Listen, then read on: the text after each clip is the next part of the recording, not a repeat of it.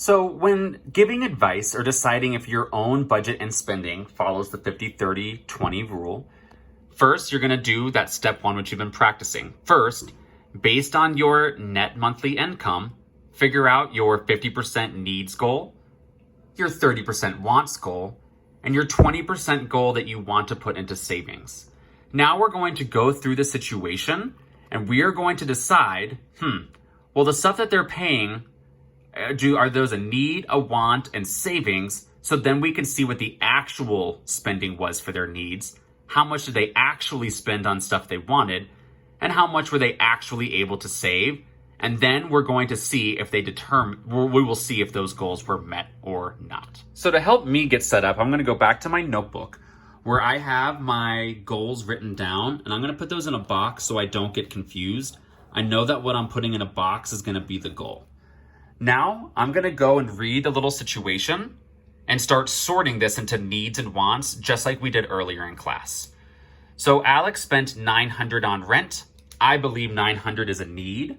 So I'm going to go and write that underneath her $1,400 need goal. I'm going to put all the needs under here, all the wants under here, all the savings under here. They spent $250 on their car payment and insurance. I also believe transportation is a need, so I'm going to put that under the needs column. $400 on groceries. I'm also going to put that under the $400 as a need. You got to eat. Their dog got sick and had to go to the vet, which cost $250. Now, you can decide if that's a need or a want, because technically getting your dog healthy you don't have to do that. In my opinion, though, I got a dog knowing that their costs would be a need for me. So that $250 is going to go under needs for me today. But if you think that's more of a want, you're allowed to put it in the other categories based on if it's a need or want that you would count in your life. I believe the cost of my dog is a need, but if you just think that's an optional want, you could have put that $250 under the want column. Going back, they went on a vacation to the mountains that ended up costing $750 total for the long weekend. That included the Airbnb that they got, the food, the drinks, the activities that they did.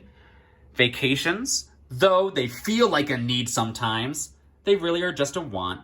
You don't need vacations to live a full life or a healthy life. So I'm going to put that under my want category. And then it said they put the rest into their savings, which was $250.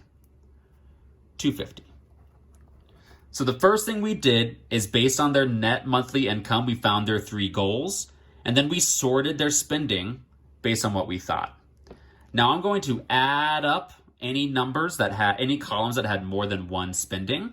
So now I can compare their actual spending with their 3 goals. So I added up their 4 needs and found that they spent $1,800 on their needs. They actually spent $750 on their wants. There was only one thing that I counted as a want, and then $250 for savings.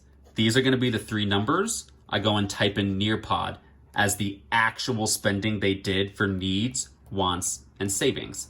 And then we can start deciding if they met their goals or not.